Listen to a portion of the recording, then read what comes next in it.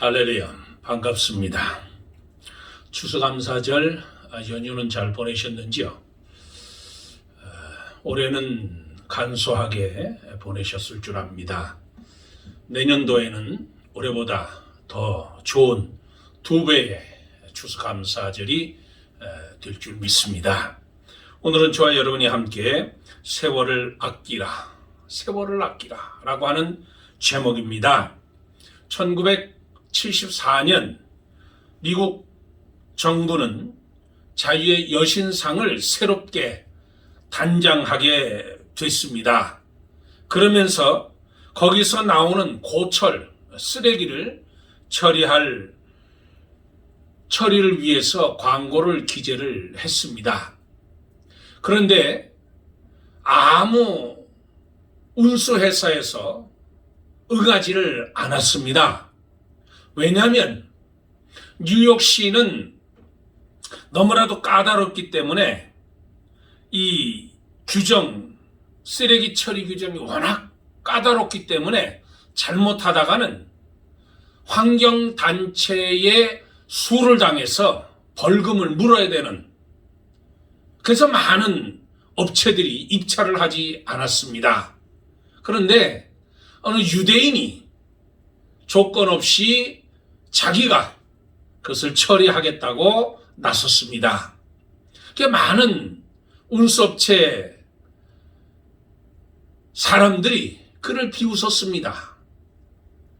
왜냐하면 분명히 실패할 것을 알기 때문에, 까다로워서, 너무 규정이 까다로워서 그 자유의 여신상에서 나오는 폐물, 폐기 처분, 그것이 어렵기 때문에 모두 다 저 사람은 어리석은 사람이라 그렇게 이야기를 했습니다. 이렇게 다른 사람들이 비난하고 있을 때 그것을 산 유대인 사람들을 고용해서 그 쓰레기를 분류하게 됐습니다. 쇠 조각을 녹여서 작은 자유의 여신상을 그는 만들었고, 석회와 목재는 가공한 여신상의 단을 만들었습니다. 그리고 아연과 철로는 뉴욕 광장의 열쇠를 만들었고, 심지어 자유의 여신상을 싸고 있었던 회색 철도 잘라서 꽃집에 포장지로 팔았다는 겁니다. 이렇게 해서 3개월이 지나기 전에 그 고철 쓰레기에 불과했던 폐기물이 350만 달러의 값을 벌어들이게 됐다는 겁니다. 이처럼 세상에서 머리를 잘 쓰면 막대한 재물을 얻을 수 있습니다. 그런데 하나님이 주시는 지혜는 그것과 비교할 수가 없습니다. 특별히 영적인 유익을 우리다가 가져다 주는데 그것은 세상적인 지혜로 얻는 것보다 엄청나게 많은 영적인 부분을, 유익을 우리에게 가져다 줍니다. 그렇다면 이 세상에서 물질적 풍요와 그보다 더 큰 영적 풍요를 가져다 주는 이 지혜로운 삶, 그것은 무엇일까? 하나님이 주시는 그 지혜로운 삶, 오늘 본문에 말씀하고 있는 때를 아끼라, 때를 아끼라, 세월을 아끼라, 이것이 주는 교훈은 과연 무엇일까? 첫째, 세월을 아끼고 지혜로운 자는 하나님을 경외해야 된다는 거예요. 하나님을 경외해야 된다. 우리의 삶에 많은 유익을 가져다 주는 것이 지혜인데, 성경은 여호와를 경외하는 것이 지혜의 근본이라고 말씀하고 있습니다. 하나님을 아는 것이 지혜의 근본이다. 여호와를 경외하는 것이 곧 지혜의 근본이라 그 계명을 지키는 자는 다 좋은 지각이 있나니 여호와를 찬송함이 영원히 있으리로다. 여호와를 경외하는 것이 지식의 근본이란 말이 잠언에도 여러 번 기록되어 있습니다. 여기서 경외하다는 뜻은 히브리어로 야레라고 하는 말인데 두려워하다는 뜻을 가지고 있습니다. 부정적인 두려움보다는 두렵지만 이끌려가는 긍정적인 두려움, 하나님의 말씀으로 이끌려가는 그 두려움, 즉 거룩한 하나님의 존재를 분명히 인식하며 오직 그분께 순종하고 의지하는 것을 의미하는 것이 바로 경외하다라는 거예요. 그러므로 하나님을 경외하다는 것은 필연적으로 존재 변화를 말하는, 존재 변화를. 기독교는 단순히 종교적 의식이 아닙니다. 우리의 믿음은 곧 삶의 변화를 말하는 거예요. 변화가 있어야 되는 거예요. 변화돼야 된다는 거예요. 예수를 믿고 성공하고 출세하는 정도로 기독교를 폄훼해서는 안 되는 겁니다. 하나님을 경외하는 믿음은 그 모든 세상적 차원을 넘어서 영원한 생명에 이르게 하는 거예요. 하나님의 영원한 나라를 상속으로 받는 것을 말하는 겁니다. 성공과 출세의 정상에 있었던 바울을 봅니다. 그는 예수를 만나서 오직 예수의 복음과 교회를 위해 사는 헌신된 삶으로 그가 변화됐습니다. 자신의 지위, 재산, 학벌, 가정을 버리고 떠돌이나 다름없이 살았던 바울은 세상 사람들의 눈으로 볼 때는 불쌍하고 처량한 사람이었지만 그는 예수의 복음을 결코 부끄러워하지 않았습니다. 오히려 그것을 자랑으로 생각하고 오직 그 복음 자체의 그의 인생을 걸었습니다. 그리고 그의 발걸음을 닿는 곳마다 놀라운 역사가 일어나서 세계의 중심의 변화를 가져오게 되었다는 겁니다. 이사야도 하나님의 보좌 앞에 섰을 때 자신의 부정함을 고백하며 화로다 나여 망하게 되었도다. 나는 입술이 부정한 자요 입술이 부정한 백성 중에 거하면서 만군의 여호와신 왕을 배웠도다.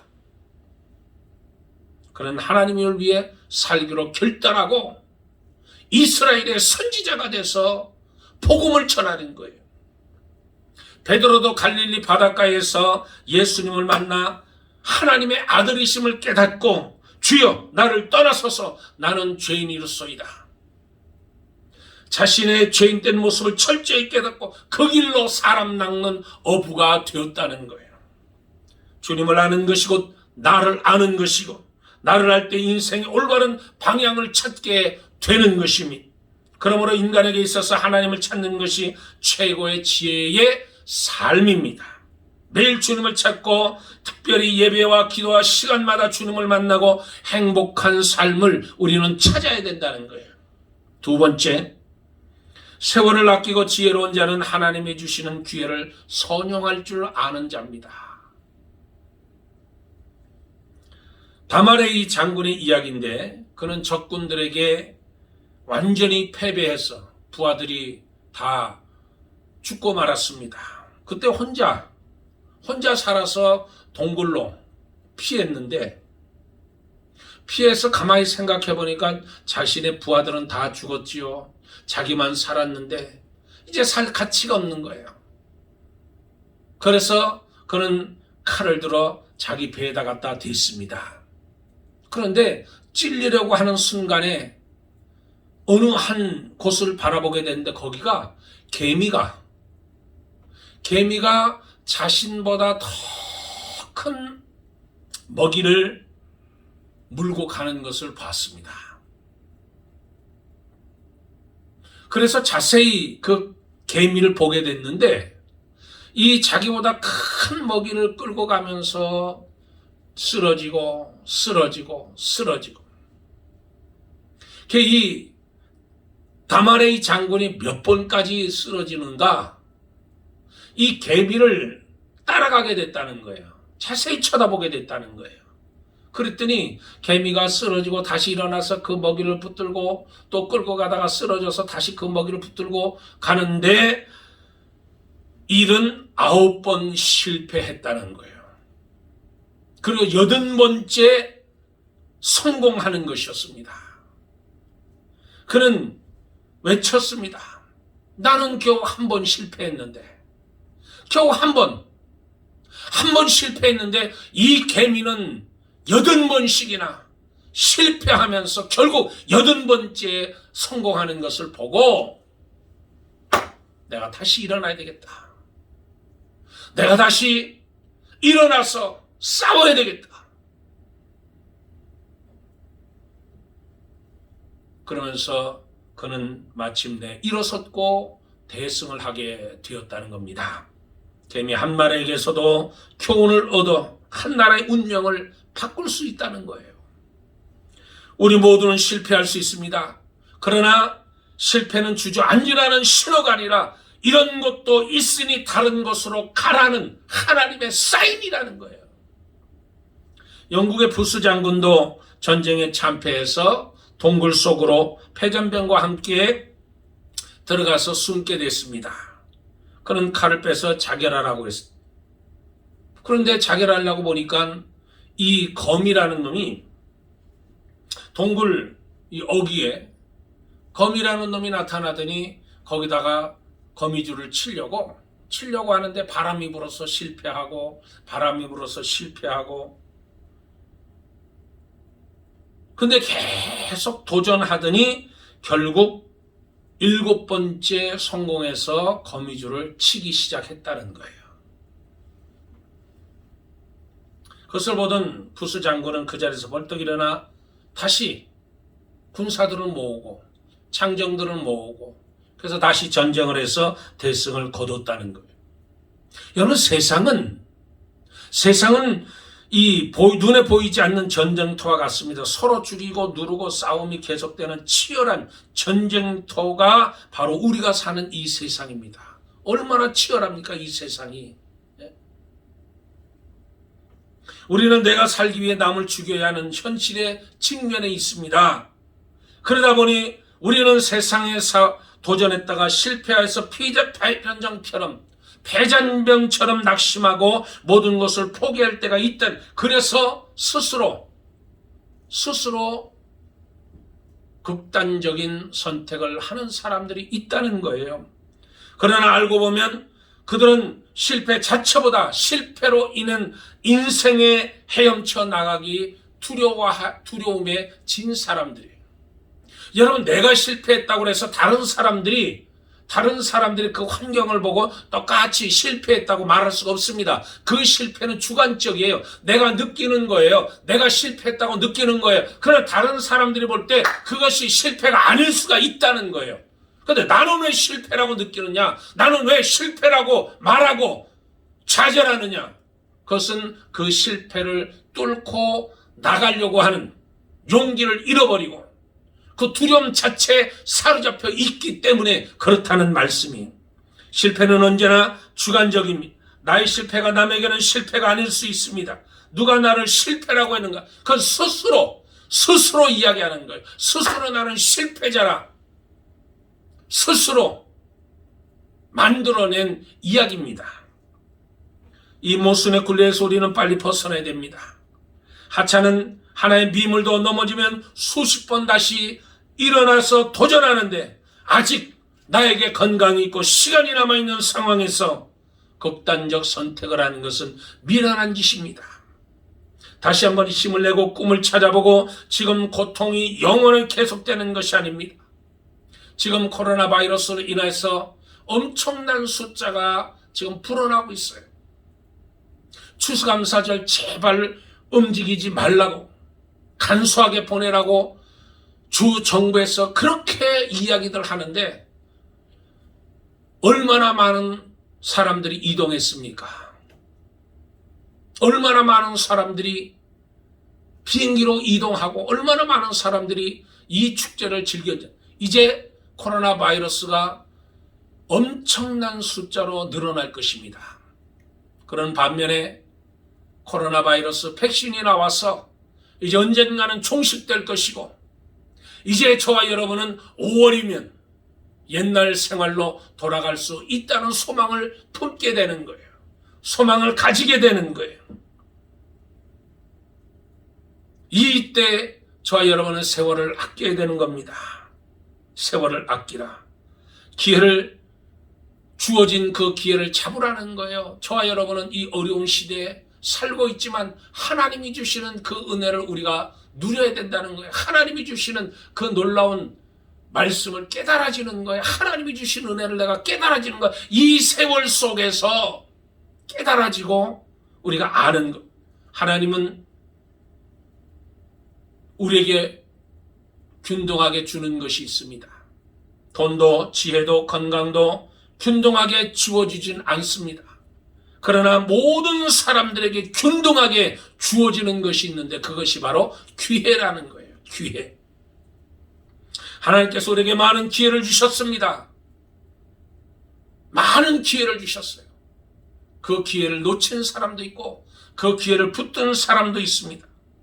오늘 저와 여러분은 하나님께서 배움의 기회, 일할 수 있는 기회, 다른 사람과 좋은 관계를 맺을 수 있는 기회, 협력할 수 있는 기회, 용서할 수 있는 기회, 주님을 위해 헌신할 수 있는 기회, 우리가 알게 모르게 많은 기회를 하나님이 우리에게 주셨다는 거예요. 우리는 하나님이 주신 이 기회를 선양할 줄 알아야 됩니다. 어리석고 게을러서 그 기회를 잃어버리면 참으로 아까운 일이에요. 이 기회는 언제나 있는 것이 아닙니다. 지나가면 그만이에요. 더 늙기 전에 이 세상을 떠나기 전에 기회를 놓치지 말고 주님을 위해서 헌신해야 됩니다. 세 번째로 세월을 아끼고 지혜로운 자는 하나님의 뜻대로 사는 자래. 하나님의 뜻대로. 바울은 어리석은 자가 되지 말고 오직 주의 뜻이 무엇인지 이해하라. 우리가 아무리 세월을 아껴 열심히 일한데도 그것이 자신만을 위한 열심뿐이라면 이 또한 어리석은 일이 아닐 수 없다는 겁니다. 누가복음 12장 17절 21절에 어리석은 부자 이야기가 나오는데 자기를 위해 재물을 쌓아두고 하나님에 대해서는 부여하지 못한 자라. 어리석은 자여 오늘 밤에 내 영혼을 도로 찾으리니 그리하면 내 예비한 것이 네 것이 되겠느냐. 어떤 날 어떤 사람이 은행에서 걸려온 이상한 전화를 받았습니다. 당신 앞으로 어떤 사람이 1,440만 원을 입금했습니다. 그런데 그분이 입금하면서 당신에게 꼭 전화를 걸어 이 말을 전해달라고 부탁했습니다. 당신이 오늘 안에 반드시 이 돈을 써야 하는데 조건 없이 써야 한다는 말을 했습니다. 그렇지만 유익하게 쓰라고 말씀을 했습니다. 이 사람은 어디도 그랬지만 기분이 좋아 1,440만 원 어떻게 쓸까 궁리하다가 돈을 다 써보지도 못하고 어영부영 하루를 지났습니다. 그 다음날 또 은행에서 전화가 걸려왔습니다. 당신 앞으로 1,440만 원이 입금되었습니다. 그런데 이 입금된 돈은 쓰지 않았기 때문에 그 돈은 주인이 도로 찾아갔습니다. 그런데 그분이 말하기를 오늘 그 돈을 찾아 쓰시면 그 돈은 당신 것이라고 말씀했습니다. 이 사람이 조금 미심쩍어하면서도 은행에 가서 그 돈을 찾아서 자기 기분 좋은 대로 다 써버렸어요. 그 이튿날 아침에 또 전화가 걸려왔습니다. 오늘 아침에 또 당신 앞으로 1,440만 원 입금됐습니다. 오늘 하루 동안 또 쓰십시오. 그래 이 사람이 또 썼습니다. 매일같이 이 일이 반복되는 거예요. 반복되는 거예요. 근데 한편에 무슨 생각이 드냐면 이 1,440만 원이 매일 입금하는데 혹시 내일 입금해 주지 않으면 어쩔까? 오늘까지 입금 받았는데 내일 1,440만 원이 입금 안 해주면 어떻게 할까? 하는 두려움이 생겼다는 거예요. 하나님께서 우리에게 24시간을 주셨습니다. 이 24시간을 분으로 계산하면 1,440분이에요. 우리에게 1,440만 원 하나님이 돈을 주시지 않지만 하나님은 1,440분이라는 기회를, 시간을 우리에게 공평하게 주셨습니다. 누구에게나. 우리는 이것을 마음대로 사용할 수 있습니다. 하나님은 우리에게 마음대로 사용할 수 있는 24시간이라는 걸 주셨습니다. 그러나 기억할 것은 이것이 계속 되리라는 것이 아니라 언젠가는 끝이 난다는 것. 시간이 끝이 난다. 하나님이 내게 맡겨주신 시간을 어떻게 관리했는지에 대해서 우리는 심판할 것이고 우리는 모든 시간에 청직이라는 거예요. 내가 너를 아껴보지 아니하며 궁일이 여기지도 아니하고 내 행위대로 너를 벌하여 너의 가증한 일이 너희 중에 나타나게 하리니 너희가 나를 여호와인 줄 알리라. 에스겔 7장 4절의 말씀입니다. 천지를 창조하신 하나님께서 우리를 지어 세상에 보내신 목적이 과연 우리가 지금 사는 모습입니까? 하나님이 나를 창조하신 목적이 지금 내가 사는 이 모습이냐는 거예요. 우리는 지금 단지 내 생각대로, 내 뜻대로, 내 경험대로 살고 있지 않습니까? 그렇다면 하나님의 뜻을 어떻게 할 수 있습니까? 하나님의 뜻을 하나님의 말씀을 통하여 보여주시는, 그러므로 내가 하나님의 뜻을 알기 위해서는 기도하면서 말씀을 묵상하고 예배 가운데 말씀을 들어야 하고 그때 하나님의 뜻을 우리가 분간할 수 있다는 거예요. 이 땅에서 얼마나 큰 일을 했느냐, 얼마나 많은 재물을 모았느냐, 얼마나 많은 권세를 가졌느냐, 얼마나 많은 명예를 가졌느냐, 그것이 중요한 것이 아니라 과연 하나님의 뜻에 합당한 일을 했느냐. 내가 좋아하는 일, 사람들이 인정해 주는 일이 아니라 하나님이 원하시고 하나님이 기뻐하시고 하나님이 바라보시는 그 원하는 길을 우리가 살아야 된다는 거예요. 우리가 이 세상을 살면서 단지 밥벌이만 한다고 하면 얼마나 불쌍한 자입니까? 밥벌이 하다가 일생을 보낸다면, 내 모든 관점이 밥벌이에만 있다면 얼마나 어리석은 자라는 거예요. 내 영혼, 내 속사람에게 관심을 두고 내 속사람이 살아야 되는 거예요. 하나님의 말씀이 내 속에 들어와서 그 말씀으로 내가 살아갈 때 하나님이 기뻐하시는 겁니다. 마지막 네 번째로, 세월을 아끼고 지혜로운 자는 성령 충만한 힘을 입어야 한다는 거예요. 성령 충만한 힘을. 하나님의 일은 아무나 할 수 없습니다. 세상적으로 아무리 똑똑해도, 돈이 많고 높은 자리가 있다고, 지위를 가지고 있다고, 권세를 가지고 있다고 해서 하나님 일을 하는 것이 아닙니다. 누가 하나님의 일을 합니까? 바로 성령 충만한 사람이 하나님의 일을 할 수 있다는 거예요. 우리가 하나님의 뜻을 감당하려면 성령의 능력을 받아야 됩니다. 그래서 사도 바울은 18절에 오직 성령 충만함을 받으라. 예수님도 사도행전 1장 8절에서 오직 성령이 너에게 임하시면 너희가 권능을 받고 예루살렘과 온 유다와 사마리아 땅끝까지 이르러 내 증인이 되리라고 말씀해 주셨습니다. 사람들에게 성령 충만이라는 것은 감성적, 감각적 흥분이나 종교적 신비주의가 아니라, 이 성령 충만은 그런 것이 아니라 하나님이 함께 하심을 내가 체험하는 거예요. 하나님이 나와 함께, 성령이 내 속에 들어오는 것. 성령 충만은 그 어떤 어려움이나 환난이나 풍파나 역경도 이겨낼 수 있게 하는 하나님의 역사입니다. 또한 연약한 자를 알고 하나님을 절대적으로 의지하면서 하나님이 원하시는 일을 하는 거예요. 바로 성령 충만입니다. 그런데 사람들은 하나님이 한 다른 무엇인가 의지하는 거예요. 그래서 술 취하지 말라, 이는 방탕한 것이니 하면서 술에 의지하지 말라. 술뿐만 아니라 현대인들은 무엇인가 취해보고 싶어합니다. 이는 그 어디에도 자신을 의지하고 기댈 곳이 없기 때문에, 그래서 술이나 마약이나 도박이나 쾌락 같은 것에 쉽게 빠지는 거예요. 이 모든 것은 우리가 기댈 만한 것이 전혀 안 된다는 것. 오히려 그것에 빠져 사람을 비천하게 하고 비참하게 하고 파멸해 버리는 겁니다. 이로부터 벗어나는 길은 오직 성령 충만함을 받는 길이라는 거예요. 사랑하는 성도 여러분, 우리는 세상의 헛된 길에 빠지지 않고 하나님의 뜻을 이루는 지혜 사람이 되어야 될 줄 믿습니다. 이 지혜를 얻기 위해 무엇보다도 하나님 제일주의로 살아야 되고, 세월을 아끼며 주의 일에 더욱 힘쓰며 성령 충만하여 언제나 감사와 찬양으로 하나님께 영광 돌리는 삶을 살아야 될 줄 믿습니다. 그때 우리의 삶은 더 풍성해질 것이며 날마다 승리할 것입니다. 여러분 모두가 지혜롭고 행복한 삶, 오늘 세월을 아끼면서 지혜로운 자가 되기를 주 예수 그리스도 이름으로 축복합니다. 기도하겠습니다. 주신 아버지 하나님, 어려운 시대에 살고 있는 저희들, 아버지 하나님 세월을 아끼며 하나님이 주시는 지혜로 이 땅을 살아갈 수 있도록 도와주시옵소서.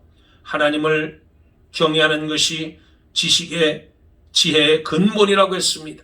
하나님이 주시는 은혜 안에 저희들 살게 하시고 오늘 이 어려움과 이 난관과 이 코로나 바이러스 19를 반드시 이겨내고 저희 모두가 소망의 눈으로 하나님을 바라보고 일상적인 생활이 이제 곧 다가오는 그 소망을 가지고 주여 주님을 의지하고 말씀에 의지하고 오늘을 살아가는 저희들 될 수 있도록 도와주시옵소서. 오늘도 승리하는 삶을 살기를 원합니다.